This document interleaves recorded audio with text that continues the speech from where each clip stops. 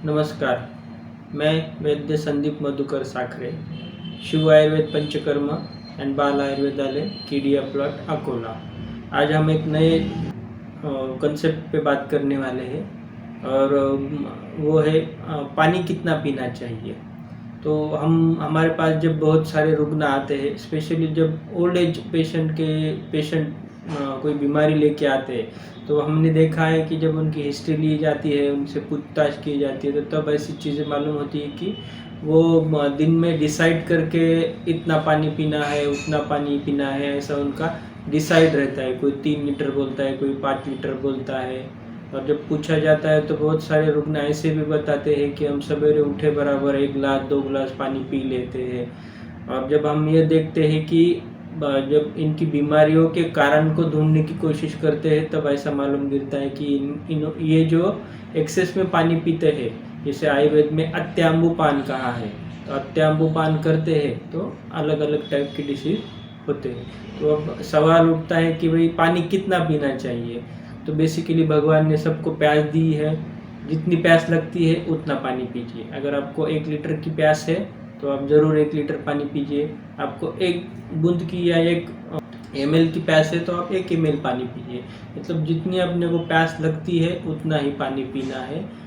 कोई अगर pre decided बताता होगा कि इतना लीटर पीना चाहिए, उतना लीटर पीना चाहिए, तो अपने इंडिया जैसी कंट्री में तो ये सब चीज़ें पॉसिबल नहीं होती है। क्योंकि जैसे धूप कालों के दिनों में अगर मुझे कोई 3 लीटर पानी पीना है बोलेगा तो मुझे लगता है वो कम गिरेगा। उस पर भी डिपेंड है। आप अगर बाहर मेहनत करते हैं रोड पे और फिर भी आप 3 ही लीटर पानी पीते हैं तो वो कम हो जाएगा। और आप अगर 24 आवर आप एसी में काम करते हैं और आपको कोई बोलता है कि 5 लीटर पानी पिए रोज, तो वो भी गलत होगा। क्योंकि कैसा है, आयुर्वेद के हिसाब से पानी भी है तो उसका पाचन होना ज़रूरी है और उसको भी सब प्रक्रिया से गुजरना पड़ता है। जब हम एक्सेस पानी पीते हैं तो वो भी अपने सब इंटेस्टाइन और सब अग्नि को भी एक एक्सेस का काम हो जाता है।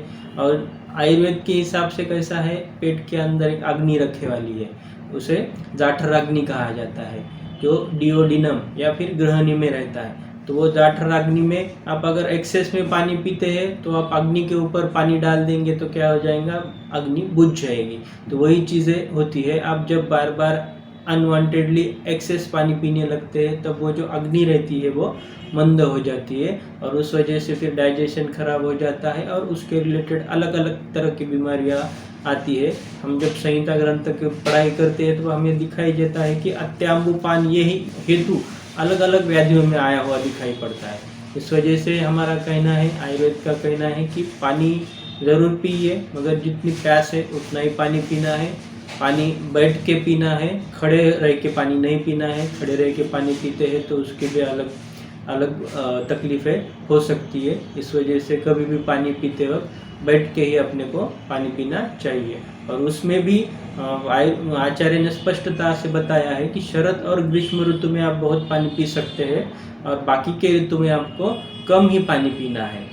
और शरद और ग्रीष्म ऋतु बोले बात, सब अभी जो टाइम पीरियड चल रहा है वो शरद ऋतु का चल रहा है। तो ऐसे टाइम पीरियड में अपने को कम पानी ज़्यादा पिए तो भी चलता है। और ग्रीष्म ऋतु मतलब जब धूप के दिन होते हैं तब भी आप ज़्यादा पानी पी सकते हैं। अदर ऋतु में इसमें अपने को कम से कम पानी पीना है।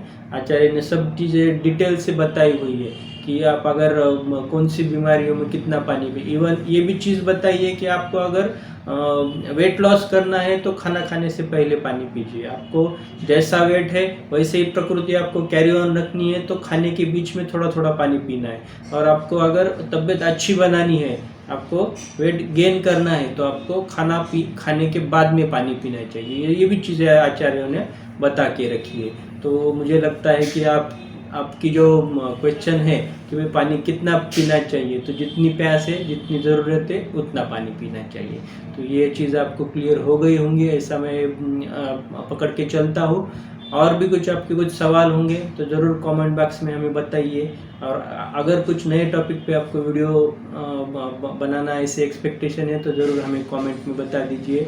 हमारे चैनल को लाइक कीजिए, सब्सक्राइब कीजिए। फिर मिलेंगे नए टॉपिक के साथ, तब तक के लिए धन्यवाद।